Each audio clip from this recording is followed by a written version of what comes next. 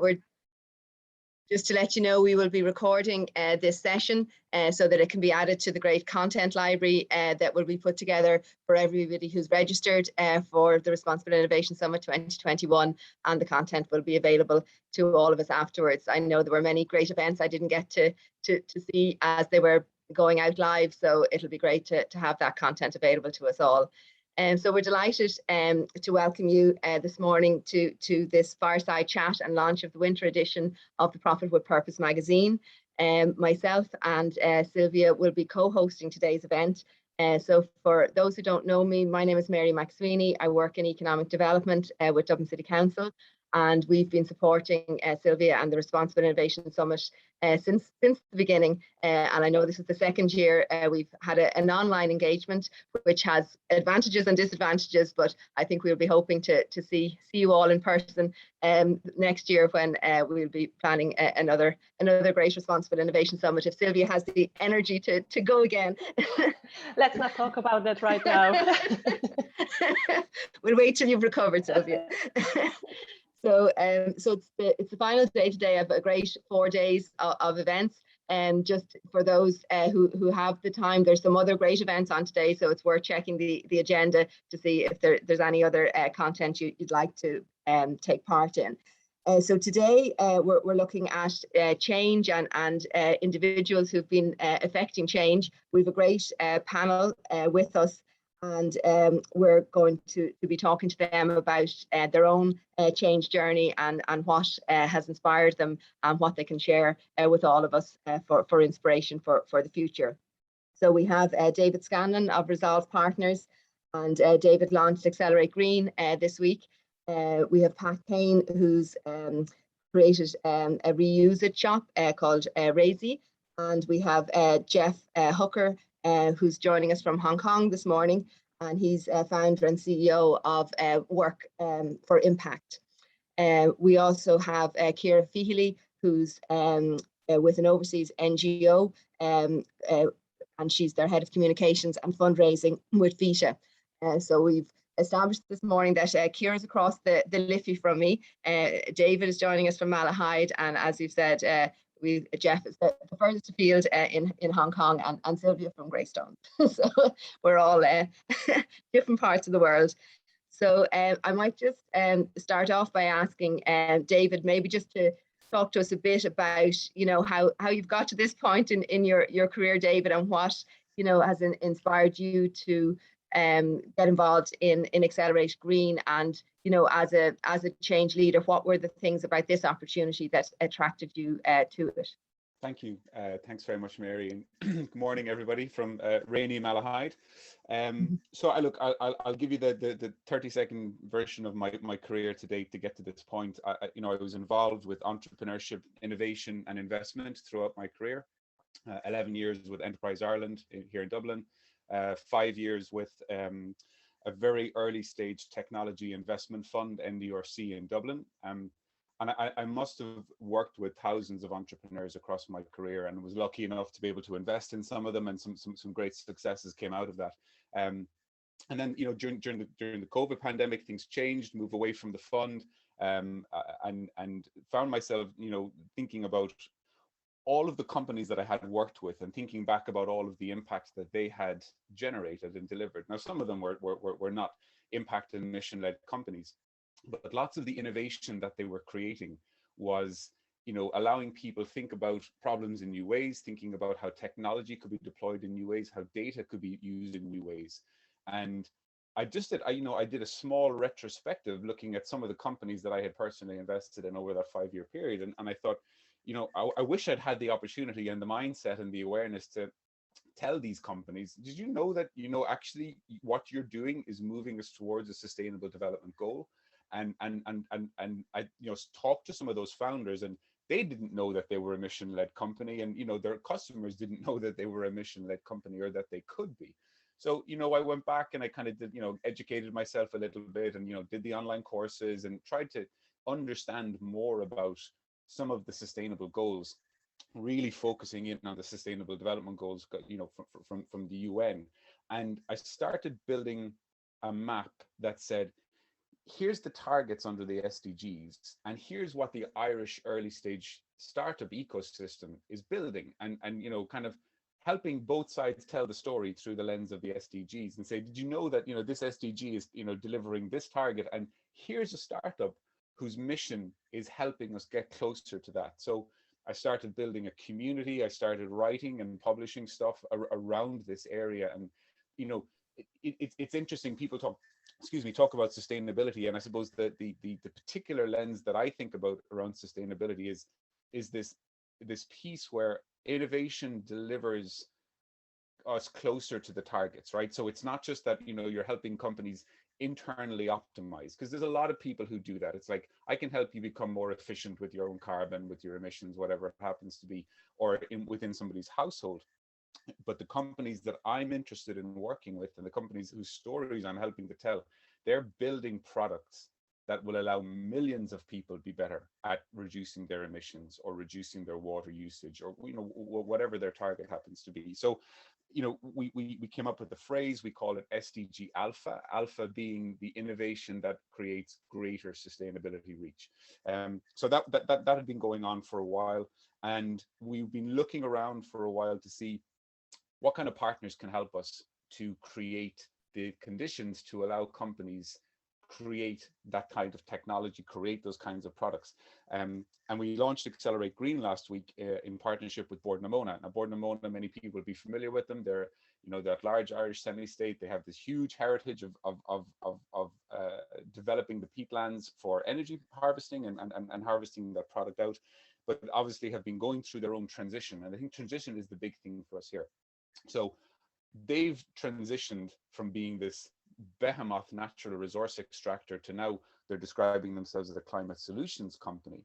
And what we're going out to the innovator community with is the story that, look, the opportunity from a business perspective to help other people get towards the goals is immense, right? I think somebody put a figure on it of something like $20 trillion of opportunity to help achieve, to attain the targets under the SDGs.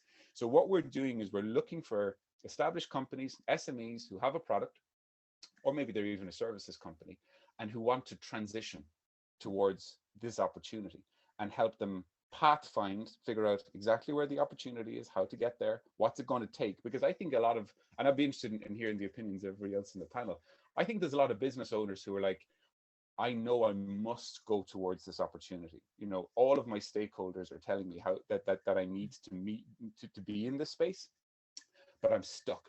I don't know how to move, and I'm really worried that if I do it wrong, I'll destroy my business and I'll stop myself from getting this chance to go to the opportunity. So that's what we've built the Accelerate Green program around. So we're looking for up to 10 SMEs who are interested in this, in exploring that opportunity, but need some guidelines around them, and they need somebody who's going to be kicking the tires, I suppose, kind of saying, that's a stupid idea, why on earth would you think that, So yeah, that's what Accelerate Green is going to deliver, and as I said, I'm really excited in seeing what kind of business owners are going to be interested in going on that journey with us. Thanks very much, David, and I think those points you're making about just helping a business see the opportunity is huge. I mean, it sounds so simple, but I think a lot of businesses are feeling it's still going to be a regulatory, challenge around compliance without really opening their minds to the unlimited potential that's there. So, the likes of an accelerator like Accelerate Green is a great way for businesses to explore that. And I think that's probably part of the challenge in all of our busy lives. How much time do we take out to learn, to try new things and to test things in a safe environment where failure isn't the end of the business, but is a learning opportunity. So thanks very much for that, David. And just to say to everyone on the call, we'd be delighted for you to use the chat function to gather any questions that you might have that we can put to our panelists later on. So now Mary, I'm just going I might just jump in here because I think David touched base on an interesting concept of transformation and how to switch from traditional business to green business or sustainable business or impact-driven business. We have so many names for the same thing nowadays, and I just wanted to open up the floor a little bit to our other speakers on what made them to flip the switch and choose this kind of, mission to transform other businesses. And I know pretty well that all of our panelists have had regular jobs and normal life, with the salary and everything, and you took the jump and started something, crazy in a way. So I just wanted to have an open question, whoever wants to take it, what made you switch? Was there a light bulb moment, or was it a progress? How did you end up here today with this panel talking about impact-driven leadership? I can throw in my tuppence there, if you like, because I think our story in Vita, the NGO I work with, we were a pretty traditional NGO for many years. We worked with migrant populations and refugees, and we kind of realized in the very early 2000s, late 90s, that we weren't going to be that effective until we started working with people in their country of origin, so that they didn't have to, make those migrant journeys. The big switch for us was, I think, when we realized that grants don't work and donations don't work, and that social impact investment is actually the right answer for African communities. And that really, when you have donor-driven economics, you have a very distorted market. So you really just needed to reverse the whole thing and create situations where African communities can stand on their own feet because they have something to sell. And we work in carbon finance, which is a very unusual place for an NGO. We have a social impact investment platform that trades carbon offsets generated by our clean water and clean cooking programs in Africa. And this in itself is a huge innovation in the NGO sector.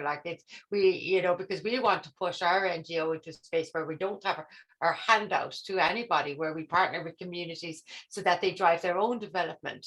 And that the big switch moment that you said, that you asked for, was when we realized that really the traditional development was just, it really doesn't have much. It still has a place maybe in humanitarian spaces, but it doesn't really work for the vast majority of communities.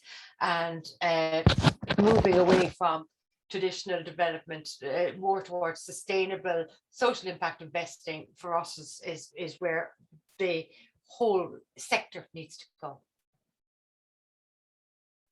I can jump on next if you want. So for my side, my business is called Reusey, as Mary was mentioning there, and we are a one-stop shop for sustainable products. We're an educational hub. We've been in business for basically 4 years now. I strongly believe that personal transformation starts from inside out, right? No one will force you to change something unless you are fully on board with the idea. I always felt personally, as you said, Mary, we all had here normal jobs. I was almost 20 years in the telecoms business around the world, but there was that something missing. And I think that motherhood was the, click I needed. Basically, having a baby. Well, I'm coming from Rio de Janeiro, so I was born by the sea and raised by the sea. So we were doing beach cleans when those things weren't a thing, and so I grew up to be very respectful of nature and the environment in general, but it wasn't like the main driver like it is today. But then motherhood happened, and I guess that babies bring a lot of joy into a house, but also a lot of waste, a lot of rubbish, right? And you're talking nappies, wet wipes, and God knows what, boxes and of all shapes and forms. So my husband and I would basically sat down and said, we're not going to raise a child in a world that this is happening. What can we do better? So we decided then to do better ourselves, to a point that we became the weird friends. People would ask, what are you doing? What are you buying this stuff? And I said, look, there clearly is a problem out there. I can't be the only weird friend out there. My experience as coming from customer experience, which is my background, my experience was extremely fragmented when it came to sustainable goods in Ireland. you know, was a lot of Amazon and a few small markets and a few like, you know, more traditional, like beige stainless steel stuff made from a dollop of coconut oil and granola, you know, that you don't want to use really because it doesn't look great. So I was like, let me give this a go. And then I turned that into my maternity leave project. The business was born 5 days before the baby. And so I like to say they're my Irish twins. And here we are, you know, clearly needed. We were the first of our kind. You know, and a few months later, we start seeing, you know, replicas, etc. And clearly there was an opportunity and people realized. And here we are. Brilliant. Personal need, I guess. Thanks, Pat. And Jeff, I don't know if you want to answer the same question about your big switch moment.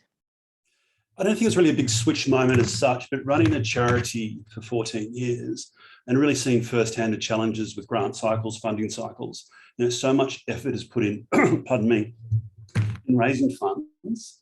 And then I really believe that the modern business is for purpose, a really shiny North Star, and also for profit.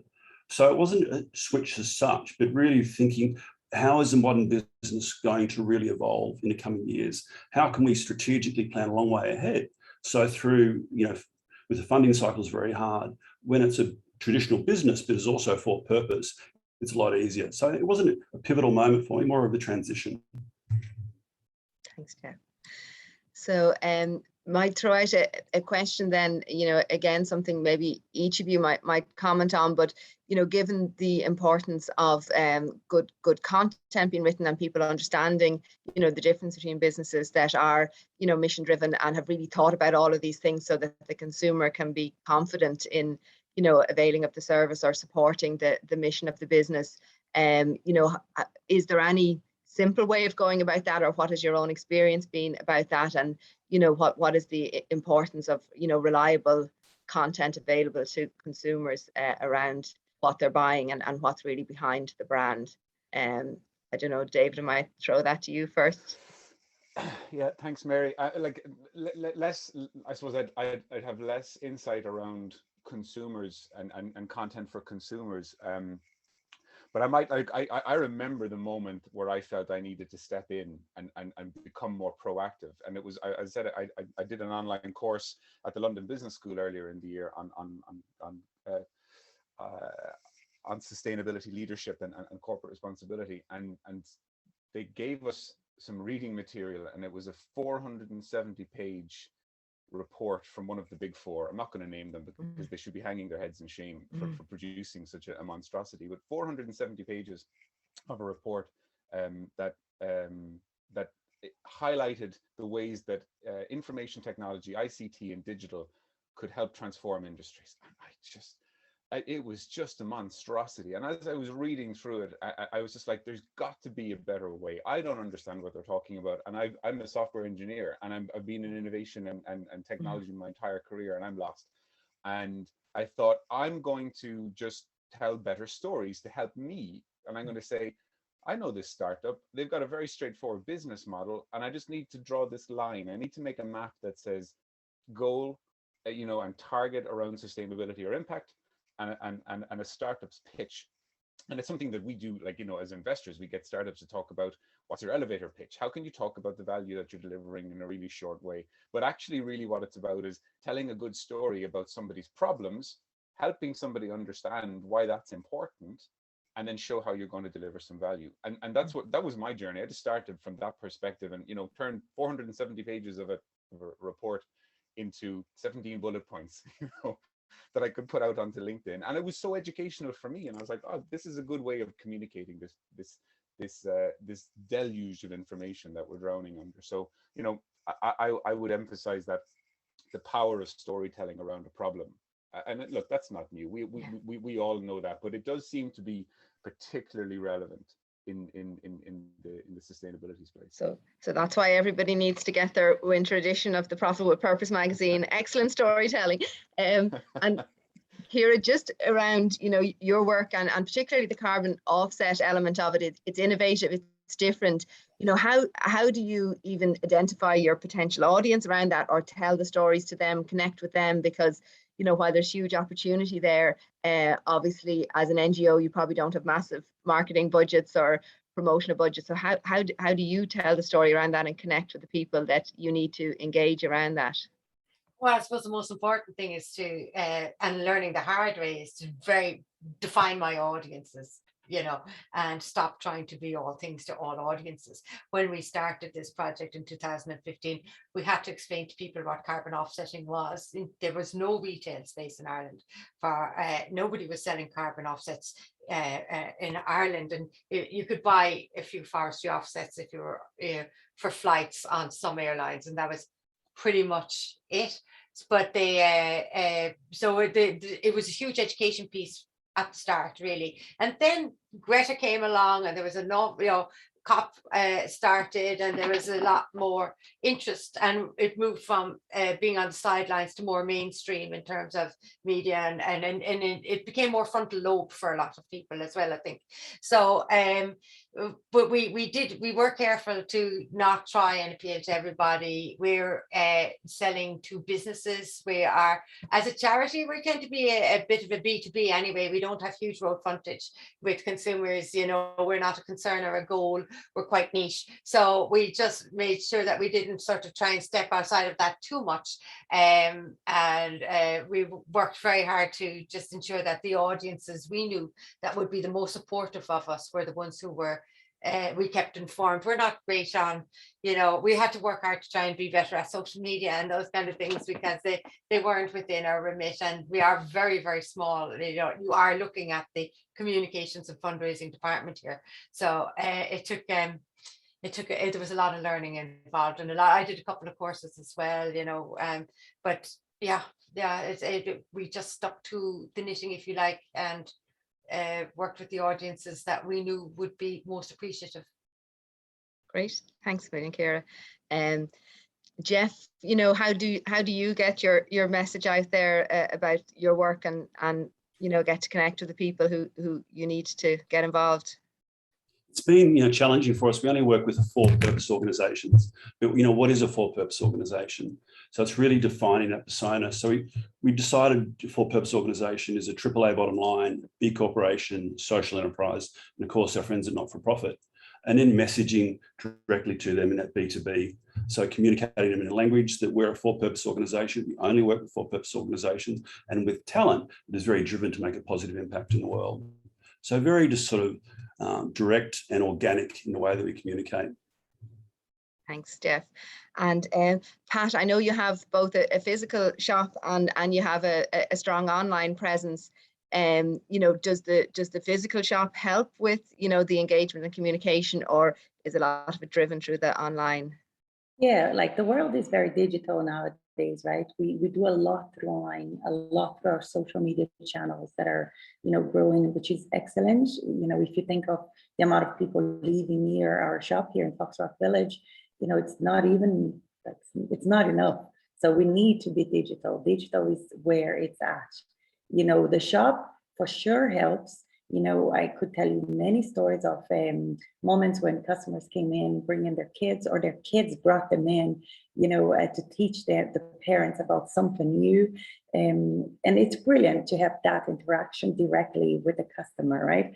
And you end up either creating that connection there, or you end up creating a wave of word of mouth and all that stuff. So definitely helps. But I strongly believe that, with digital, obviously we can reach, far and wide, places that we wouldn't be able to connect with if we were just here in the shop.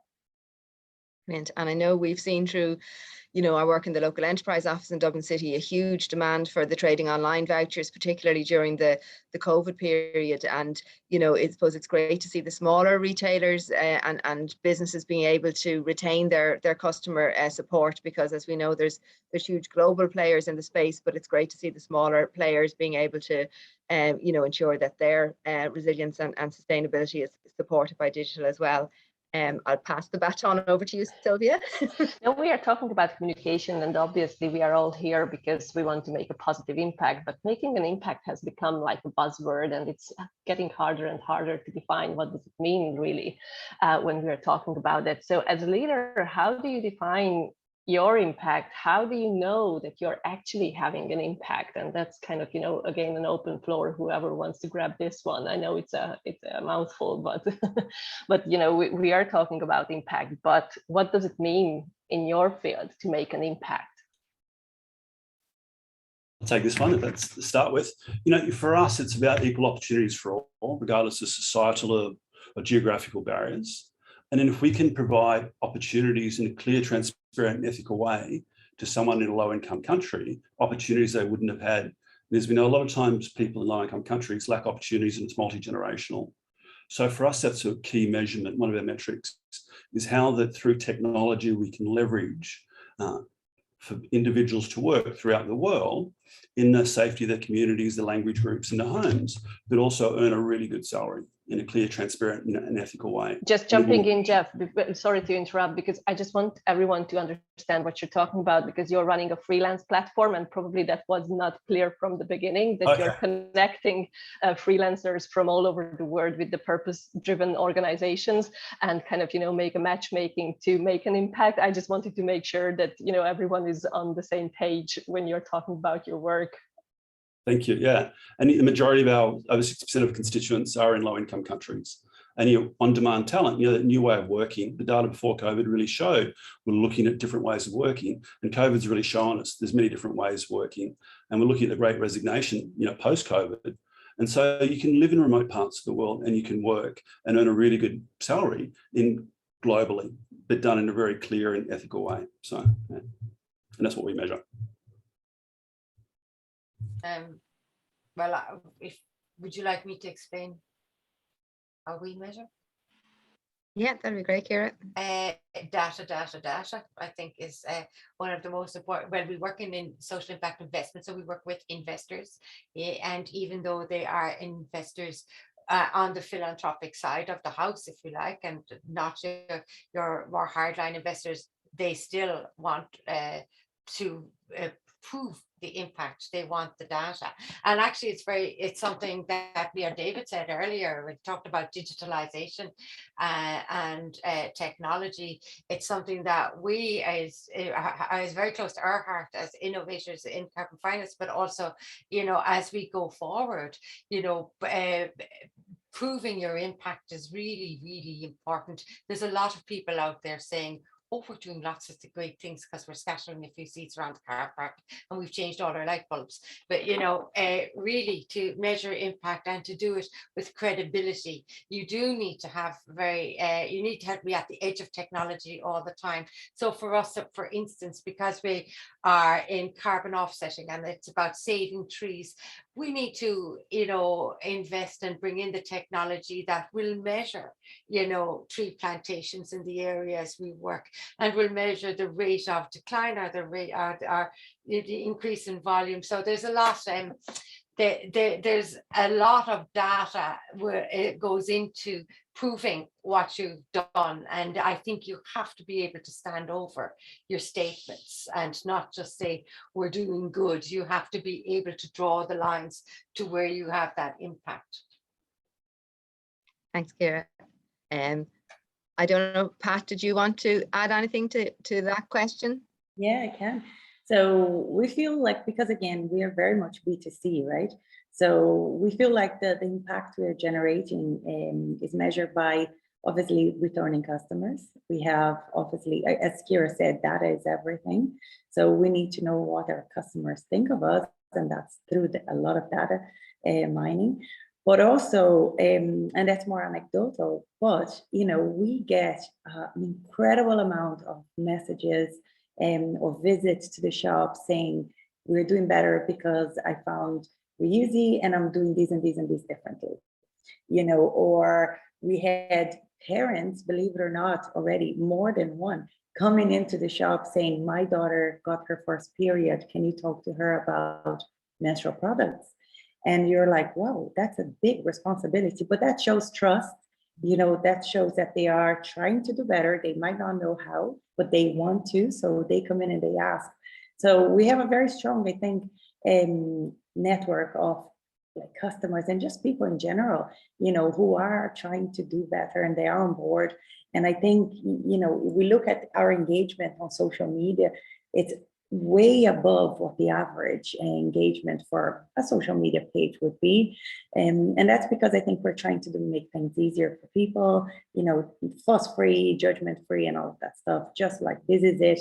Hopefully you can do better and try and get them on board. So their feedback's very important, and, you know, shows us that we're going in the right direction, I suppose. Thanks, Pat. I might just throw a question out there again, any of the panelists that might like to answer, but, you know, I think a challenge for most businesses in all the busyness of doing and delivering, you know, how do you make the time to chart your way forward and you know, plan so that you can continue to have an impact, and, you know, while there's a degree of innovation in what you're all doing, you know, how do you keep sort of you know, ahead of the changes, because it was the rapidly changing world in relation to the type of approach we need to take now to accelerate action and behavior so that we can get to zero carbon emissions. But, you know, would anyone like to just talk about their own approach to planning your way forward? I might just jump in. I suppose, look, my background is in climate science, and I think a lot of people feel that they don't have the right to participate in conversations and to you know, to make advisory statements or to be, you know, preaching at others because they don't have a sufficiently deep, you know, scientific background. You know, I didn't do a PhD in earth sciences, but I think I realized that, you know, that experience is pretty common for lots of people, and, you know, that there is value in being somebody who is able to gather together information, parcel it in a way that people can access. You find a specific audience and deliver it to them. And I find the time, because I force myself. So, you know, as part of what we do, I create this newsletter, SDG Alpha, and its target audience is, you know, investors and innovators, people who support innovation in Ireland. And I made a decision. I read a really interesting blog post when I was starting out on this journey last year, you know, and somebody said, for a month, you know, you're only allowed to consume media that is impact-led, sustainability-led. So you can't listen to any, you know, any podcasts that aren't on this topic. You can't read newsletters that aren't on this topic. And it was hell. It was hell for for a month to do that. But I found myself being able to, like, you know, identify resources, and the need to parcel up information gave me that discipline to, you know, make space, make time to let things sink in, let time to digest those things, and be able to reproduce it and say, here's something that I think would be of value to you because I have found it very valuable. I think that was a really great exercise, and anybody can do that. You know, anybody can say, here's my thoughts on what I'm reading and seeing and listening to and watching, and then, you know, repackage it up and serve it to people, and you'll find people who are like you who are interested in that as well, and you just save them the time of doing that. So I found that discipline of trying to create that product has been super informative for me, and the impact for me is that I can see that people within that community are now connecting with each other on the content that we're creating. So just to answer that earlier question, that's my impact. When an investor says, I never knew that researchers in Ireland were doing these X, Y, and Z research projects. Could you make an introduction? Or I never knew that there was a startup who was looking at this space. Could you make an introduction? That's impact for me. Thanks, David. Anyone else want to jump in on that one? Yeah, I'm happy to go. In terms of planning, I think having a corporate background, it helps you quite a lot, you know, because that's what you live and breathe when you're working for a big corporation. So at the end of each year, I've been setting my goals, and I am trying to stick to them. I have a big board here in the office where I have my 5 goals for the year. And yeah, within each goal, there's a lot going on. You know, it's not a goal, but I try my best to stick to them. I also really believe in the power of partnerships. I think partnerships are a fantastic way. Again, it's SDG 17, right? So, you know, we're trying to get there through partnerships. And I strongly believe that is the way forward. You know, I'm not a scientist. I, like Ciara, studied. I've been studying. I give myself every 6 months a new challenge. And obviously, I think it's really important. You don't want to go out there talking about stuff you don't know. You've learned from social media. But, you know, on top of that, working with people who know more than I do, it's always very rich.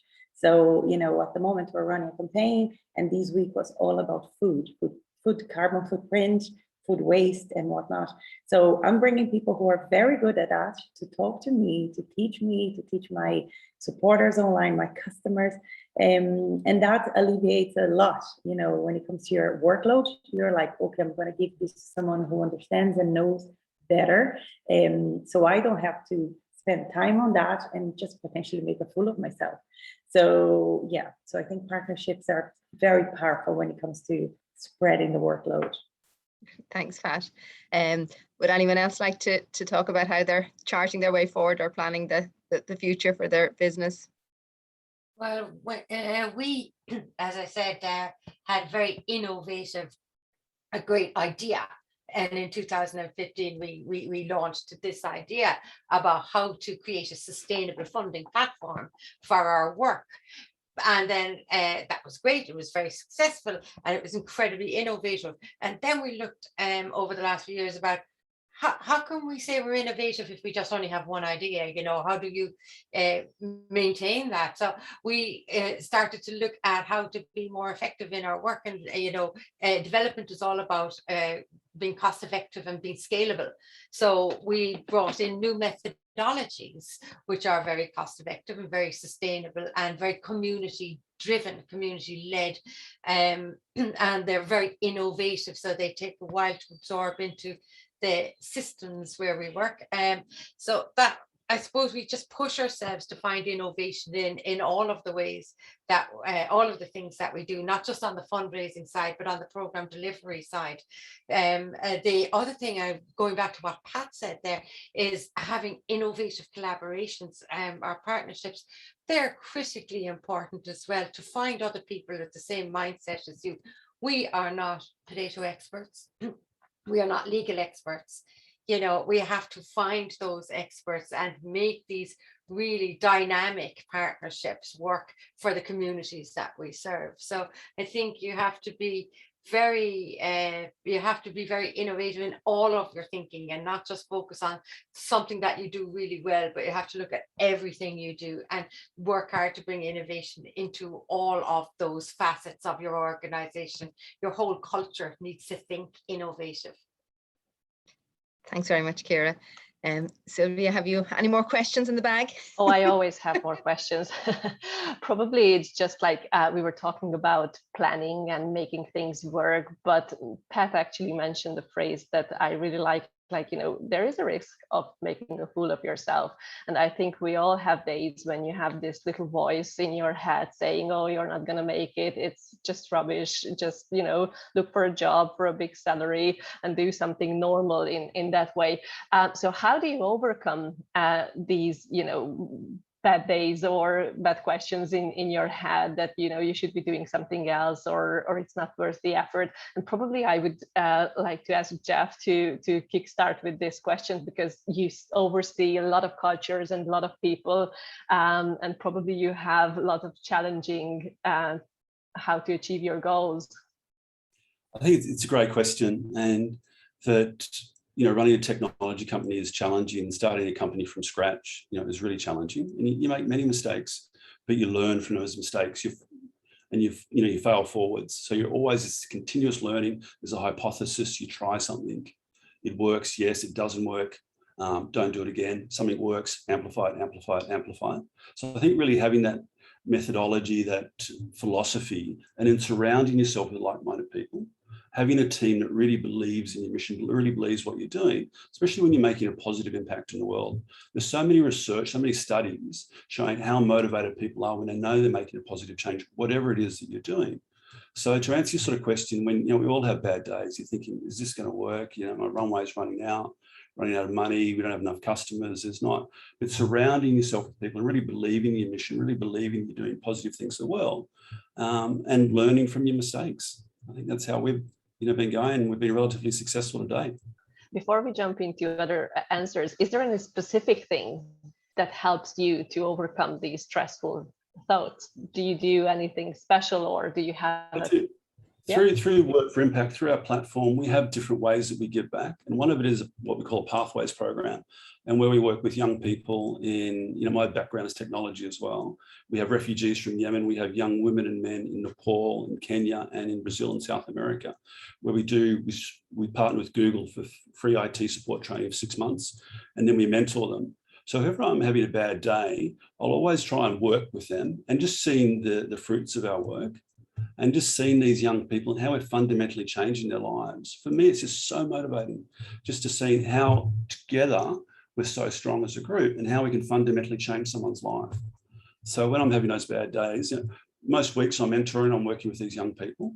But when I'm with them, I just think, wow, this is cool. We're really fundamentally changing someone's life through leveraging technology, through this for-purpose, for-profit business.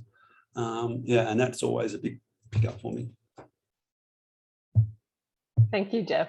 Would anyone else like to take that question?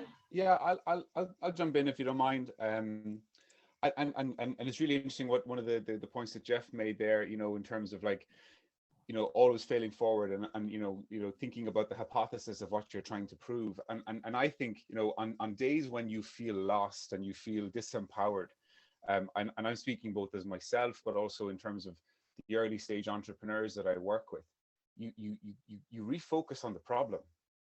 You refocus on deeply understanding what it is you're trying to solve. There's never enough information about how the people you're trying to serve, the communities you're trying to improve their circumstances. There's never enough information that you have about how those people are suffering through a problem, whatever that problem is. It could be a business problem, it could be a personal problem, it could be a wider community level problem. And the problems are what led you into this mission to solve it in the first place. And I find that, if you can feel disorientated, or you can feel like you don't know what your path should be, that just, return to the problem, return to that thing that brought you in the first place, and say, what am I not understanding here? What am I missing? Whose experience do I not fully understand? There's a weird behavior that I wasn't anticipating from my team, or from the customers we're trying to serve, or from our stakeholders. And I have yet to see a situation where that arises that it has not been caused by a misunderstanding of the problem. So let's go back to it, re-immerse yourself in the problem. Why am I trying to do this? What are the terrible shortcomings that are out there that people are trying to scrape by or get by or resolve these things themselves? And I find that's so energizing. You go back and you have a renewed sense of purpose then when you realign with what that problem is. Pat, do you have bad days? Oh, I do. But when you say get a big job, etc., I come from a big job, but it's in a gambling industry, right? So I'm not going back there, that's for sure. The point for me is, I think very much as we were all saying, it's back to, why did you start? How are you going to get yourself prepared? From my point of view, as I said, we have obviously the retail side of things, the e-tailer, the retailer side of things. But one very important part of our business is the educational side of things, working with businesses, mostly businesses and schools, trying to obviously spread the word, and also working with businesses behind the scenes to try and, let's just say, get them to green up their routines, their processes, procedures, etc. So, when I tried to create this job for myself that I'm in right now, I didn't have a comparison. I couldn't just go this is who I want to be. So I just tried to equip myself with to the best of my abilities, by, again, studying quite a lot. I did a bunch of Cambridge courses, Cambridge University courses. I went around and just looked at, in America, in Australia, in the Scandinavian countries, where these sort of things were more developed back then, 5-6 years ago, when I started preparing. And try to create, look, this is what I think is the best approach to what I'm trying to achieve. And again, constant, I suppose, refreshing that education, refreshing that approach to find better ways of doing things. When I look back at my first presentations, I would say, oh, bless, but so we're certainly in a much stronger position right now, thankfully. But again, it's going back to why I'm here, who do I want to be? how do I prepare myself to the best of my abilities for what I want to be, and just believing that you can. I suppose we all suffer from that imposter syndrome, you know, like that's only natural, it's only human. But when you look around and when you arrive at a place where people are actually inviting you over because they know less than you feel a bit more comfortable, right? You're like, okay, I know a bit better than the average person here, so I think I can help. And then just keep that tap on the back, yourself that tap on the back, and try your best. I try not to fall much for the imposter syndrome, and just try to keep going, eye on the go. You know, what can I do better? Thank you, Pat, for sharing. Kira, do you have any special technique that would keep you going? Wine usually helps, I find. Thank you for that. I think an element of all of what the previous speakers said, I find like I do get very miserable sometimes, especially I'm in fundraising, you know, so that can be, you know, a bit hit and miss sometimes. And I tend to like, I go back to our vision, and also the people I work with. Like, so the people I work with are very, very positive. And so if I go, gosh, you know, we're a bit short now this month and what have you, they're like, doesn't matter, we'll get it next month or whatever. And we're also trying to create a very complicated social impact investment platform, you know, for 27.5 million going forward. And that is cutting through clean air. No one's done what we've done, what we're doing before. So there can be a lot of complexity and that can be overwhelming sometimes. If you know, I'm not from the financial space, so when someone sits down for an hour and talks to me about tax regulations in 3 jurisdictions, I lose the will to live, I'll be honest with you. But you know, just going back to the problem, like you said, Dave, and kind of trying to break it into accessible language that I understand, that I can explain to other people, because part of my job is explaining these things to other people.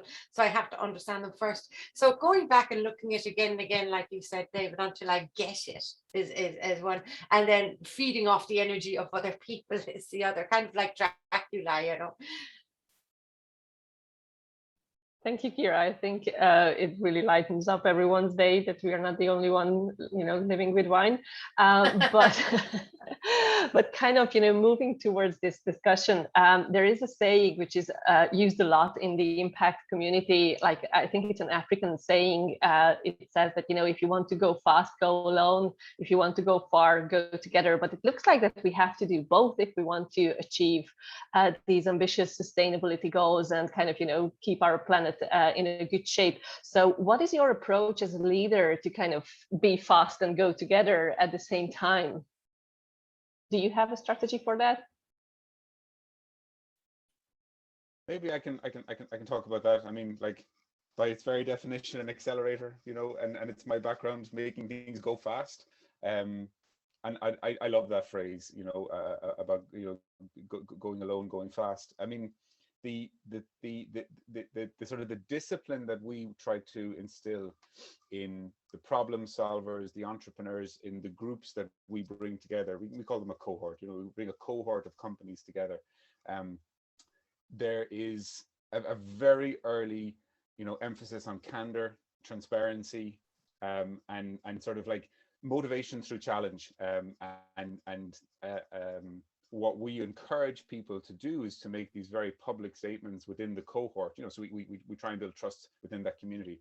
But you make a commitment to something and you say, within this time period, within this week, I'm going to speak to these many problem holders or these many investors or these many, you know, stakeholders and learn something. You make that public declaration, and you get buy-in from the group of people around you to say that that's the right way to go.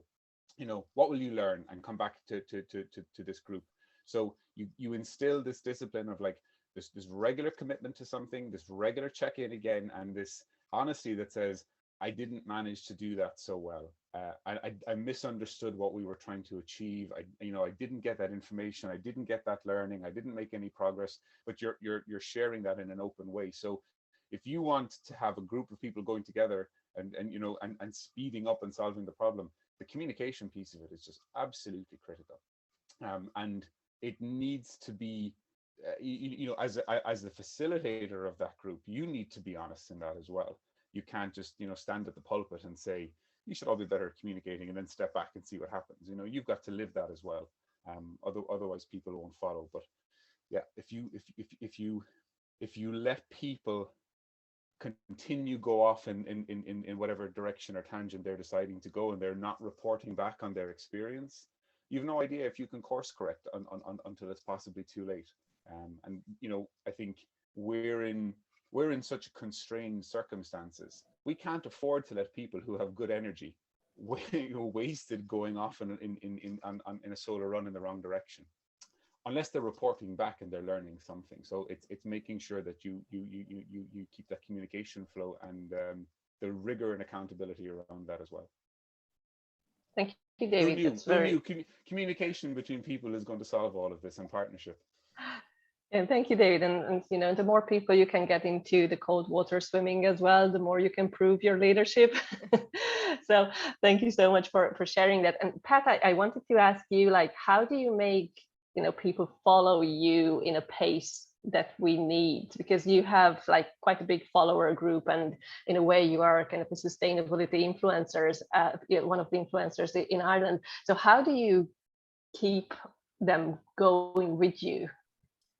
I don't think it's the pace we want, right? Because the pace we want is certainly faster than what we're seeing.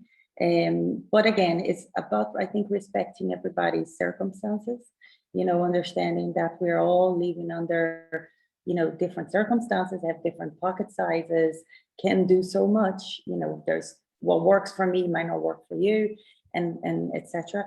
So I think it's by literally by offering a very respectful approach to presenting sustainable alternatives, sustainable behaviors, you know, consumption habits and that sort of thing. So we try to really make things very easy to digest, you know, small bits that you be like, okay, I think I can try that.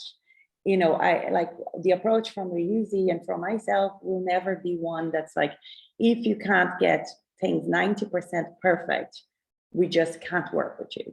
You know, it's like, it's basically what we always say, it's our motto, is the power of one, right? One person, one change, one step at a time, one better planet. So we cannot demand from people that they decide, suddenly it's like, look, let me look at your bathroom, and this is a disaster. It's a plastic extravaganza.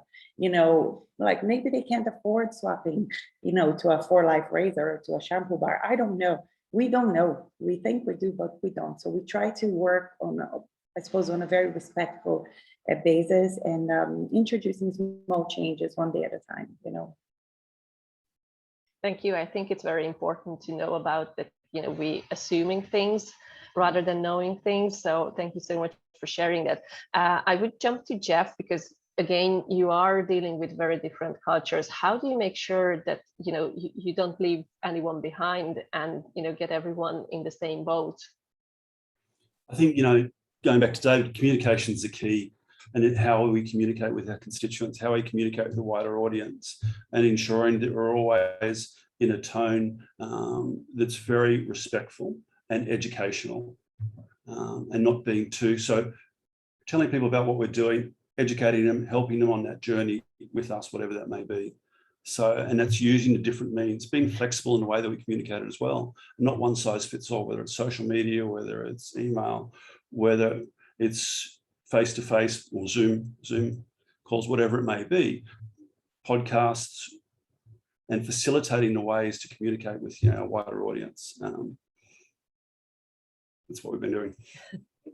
Thank you, Jeff. Do you have maybe a personal story on, you know, on this topic that you experienced someone joining you or getting on board because of your influence? I think, you know, going back to the pathways and just, you know, the mentoring, and then working with a young man in Kenya, and then he found us through social media in Kenya through a Facebook post, connected with us, joined a charity, was brought in by the charity as a young man living in the streets. And then he came into a mentoring program with this IT technology. And then he started working, doing a little bit of work for us. So it really shows the power of communication, the power of social media when used in a positive way. And the reach that you have, that global reach. You know, in Work for Impact, we have people in 170 countries. And so obviously we communicate quite differently depending on the countries, but I think we should never underestimate the power of communication, communicating the right way. Yeah, I think that's very true in many levels, and especially when you have the digital tools at your fingertip. Thank you so much, Jeff, for sharing that. Kira, you work with communities in Africa on the ground, and where probably you don't have the advantage of using social media or digital technologies. How do you make sure that they, join your programs and understand your mission and work with you? I suppose one of the most critical aspects of that is we don't do any of those things. We stay in Dublin and provide services, and all of our teams on the ground are local. And actually, that's really, really important to us. And that the communities we work with, our teams are from those communities. And that's very important, that you don't have someone do-gooder like me coming in and going, this is how you should run things, I'll just show you. That doesn't really work anymore. So one of the most important things, I think, that Vita, what most expresses our values, I suppose, is that we work with local teams from their own communities to build them up, and we just provide whatever they need to make that happen. So how do we bring them with us, though? How does everybody bring them with us? I think the most important, I learned this the hard way, is about being very transparent on your journey. And you said journey, David, and I know it's a very hackneyed phrase, but it is really the only way to describe it. And David, you said communications. One of the mistakes that we work with a lot of corporates who are on their sustainability journeys, and you will often get a CEO come in on a Monday morning going, I was talking to my friends on the golf course at the weekend, we need to be sustainable. Tell me about that on Friday, will you, lads? And, they don't really get it. They're getting it more now, but, and what I say to them, because as I say, we did learn this the hard way, is you need to tell people not what you've done, but what you plan to do, and then take them with you as you go through it, because your sustainability journey could be a 10-year journey. And I've seen people go, oh, we've bought offsets, and they get hammered on social media for it, because they haven't said, look, we know we are offenders. We are not part of the solution yet. We're still part of the problem, but we're working towards being part of the solution. So I think that's a lesson I learned as well, that be very transparent about the direction you're going, bring people with you. Don't try to surprise them, because they'll catch you out. And communicate, tell them what to do all the time. Thank you, Kira. I think that's a very great closing line for this topic. Mary, I might just pop back to you for a closing line. Thanks very much, Sylvia. Yeah, I just think it's been really inspirational to hear from the panelists today, and for people on the call, certainly I'm taking away a lot of advice, and I think that your personal approach to things and how you sustain yourself, through the work is so important. And getting to, I think, celebrate your successes, and that's important in all the busyness, because there's always the to-do list that I think none of us ever get to escape from. So it's been fantastic to hear from each of you here today, and to hear how you're sharing your own stories, which probably leads us on to the next part of our event this morning, which is looking at the launch of our winter edition of the Profitable Purpose magazine. I know some of you have the latest one. I think Jeff had even landed in Hong Kong, so it's making its way across the world. Again, I think Sylvia is somebody who's very modest about her own achievements, but Sylvia is the managing editor of the Profitable Purpose magazine, and she's also developed the Business Spirit platform, which is a news and collaboration site. And I think all of you have spoken today about the power of collaboration and having the right partners. So I think the approach Sylvia has taken to the Business Spirit platform, really is wide open and inclusive and transparent, and it's built really well to date, but I think there's huge potential for where it can go in the future. the mission for it is to inspire innovators and build a sustainable and just economy. So I think all of the contributions across Responsible Innovation Summit have touched on that theme and shared learning with us. So the mission is to shape a better future through publishing journalistic content that puts value-driven innovation in the spotlight. So it's great to have a platform that gives that voice to change makers, because as we know, a lot of the people affecting the change don't have the marketing or the PR budgets or the social media skills. So it's great to have a vehicle like this that lends assistance. And Sylvia has built a community of journalists and writers and contributors that have all brought their skills and insights and learning from different parts of the world to bear. So we're very much looking forward to the content of the next edition. So Sylvia, I don't know if you want to say a few words about the winter edition of Profit with Purpose. Thank you so much, Mary. You always make it sound like that you're talking about somebody else. So that's great. That's great.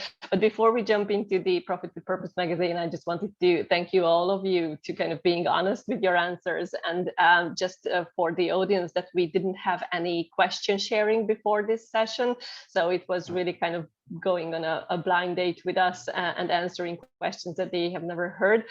So thank you so much for everyone who shared their thoughts today, and hope you can stay with us to learn more about the next edition of the Profit with Purpose magazine. And some of you are involved with the previous editions, and some of you are involved with the winter one, and hopefully some of you will be involved with the future editions.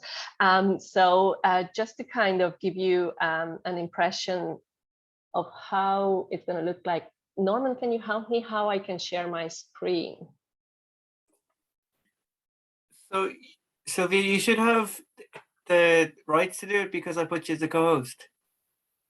There should be a little button just in the middle of your panel. Oh yeah, I found it. Thank you so much. So we're talking about innovation and I can't really find a button, but can you see my screen now? Yes. So this is just kind of a sneak peek of the next edition, and we are going to further explore the topic that we were talking about today, how to make change happen. So we are going to have exclusive interviews here and some background information, what is sustainability mindset, and how you can live in an approach with sustainable hedonism, and if sustainability can be funny, for example. So the whole edition will be packed with interesting content, but I don't want to have a spoiler alert here, so this is only what you get now. What I would like to do is that I spotted some of the people who will be featured in the magazine here, and we do have two of our great journalists with us today. So probably if you're here, Sinead and Brona, I would like to invite you to join us in the discussion and share some of your thoughts on working on topics and content for the magazine. I'm not sure if you're still here, but yeah, I can see Brona here, and I'm looking for, and we have Sinead as well. So it's just kind of, giving you the face behind the names who are contributing to the magazine. So probably if you could just share some of your maybe favorite moments or how you worked on this edition with us. No problem. And I just want to say thank you to you, Sylvia, for the opportunity. I love working with you as an editor and collaborating on the articles. And I really love working with the magazine because I get to meet such dynamic and purposeful driven people like Kira and Jeff, who are so inspiring in their dedication and hard work and providing opportunities for people. It's so fantastic to see people's selflessness. So that's what I really enjoy about working in the magazine. And much like your own dedication, Sylvia, in with your hard work in producing such fabulous magazines that are so vibrant and so much information and so helpful to people who want to take opportunities and make the right decisions in sustainability. That's what I love about it. So thank you. Thank you, Sinead, for that. And thank you for your contribution as well. So Brona, you are with us as well, and you've been with us probably day one of creating content online and offline as well. So just if you want to share a few thoughts on your work. Yeah, thanks so much for the opportunity. Been writing for the magazine and the online platform, I think, since August. So it's been a while, and it's just been such an amazing opportunity just to get to speak with some incredible people. I think one of the big highlights for me was probably the She Changes Climate article, which is actually in the magazine and is really exciting. So yeah, thanks so much. Thank you, Brona. And we do have some of our people who were doing interviews here. Jeff, probably I wouldn't highlight more of you, so people would be interested to read your interview in the magazine. But we do have Orsoya and Claire here who share their story and their work in the magazine. So probably I would go to Orsoya first, because she is working on a very interesting topic of sustainable hedonism, which really struck me for the first time when I heard about that. So would you mind sharing a few words about sustainable hedonism? Yeah, it may be a provocative title. It's probably meant to be. But kind of my most fundamental claim or query is kind of how can we live a joyful life that is not harmful or hurtful for ourselves, our own lives, to others and the earth. So that's the kind of my most fundamental motivation. And I think one of the kind of main problems I think we have in today's economy or consumer societies that we kind of misunderstood hedonism, partly due to utilitarianism in economics.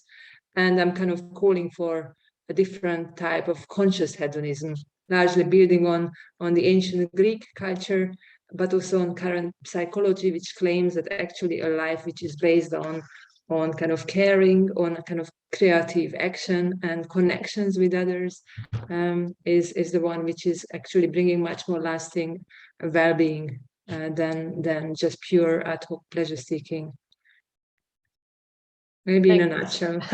Thank you, Orsoya. I think if we all drink sustainably sourced wine, that would help. So in the sustainable hedonism way. And we have Claire with us. I think, Claire, you're still here, and I would like to have a few words from you as well. Since you're making chocolate, everyone's going to love you. Talking about sustainable hedonism, would you like to share a few thoughts, Claire? Yes, hello Sylvia, how are you? Yeah, I completely agree with Ursula as well, that you can transfer your own values to how you live your life, but how you deal with other people, and the impact you have through your general purchases even, or how you use the world's resources. So I'm aiming to have a positive impact through chocolate.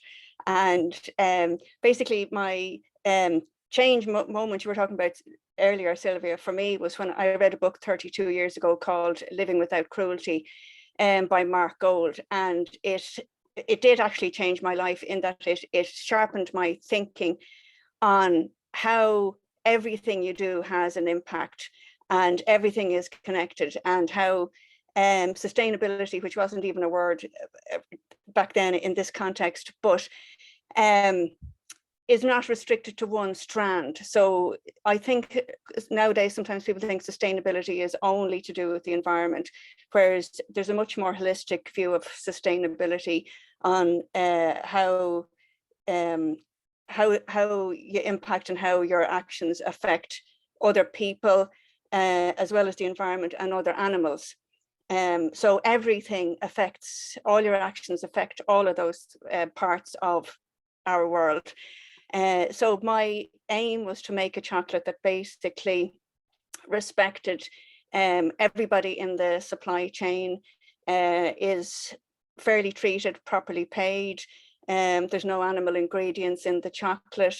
The packaging is fully compostable, recyclable, no plastic, obviously, printed with vegetable-based ink. All my partners that I engage with meet my own standards. So that obviously took a vast amount of research, including people in the supply chain, but also logistics partners. And, you know, is your bank investing in fossil fuels? You know, everything that you do as a business, obviously there's loads and loads of other parts of other businesses that you use to run your own business. And are they also aligned with your own values. So there's kind of a huge all-encompassing value system that you have to yourself, but also it's not difficult to hold on to that value system at all, and certainly there isn't any other way to do it. That's the way you live. But the difficulty or the challenge is to engage and liaise with other aspects of how you run your life that also meet those values. Thank you so much, Claire. I think you just, it's Friday, so I think we can all indulge ourselves in having some chocolate from you. So thank you so much for sharing that. And obviously you can read more in the magazine about your story and how you ended up doing what you're doing. So Mary, is there anything else you would like to add? Just listening to Claire there and all the changes she's made to her business, just if there's anyone on the call from a small business, and there's a very good Green for Micro. It's up to 2 days time to work with a consultant to look at how to address changes in your business to make it more green, because I know for small businesses access to that kind of expert consultancy isn't often something that can be budgeted for. So it's just great to hear Claire just explain how she's gone about affecting the change in her own business. And I suppose it's a great opportunity now for small businesses to avail of some of those supports to make those changes. So it's all about inspiring the change, Sylvia. Make waves. Yeah. Yeah. So thank you so much for joining us for this morning or evening session for Jeff in Hong Kong, and kind of just sharing these thoughts hopefully will help all of us to make change happen in real life. And I would like to invite you to join the other sessions in the afternoon as part of the Responsible Innovation Summit. So you might meet with Mary again with a different hat on. So thank you so much for joining us. Thanks, everyone. Yeah, Thank you. Take care. Bye-bye. Bye.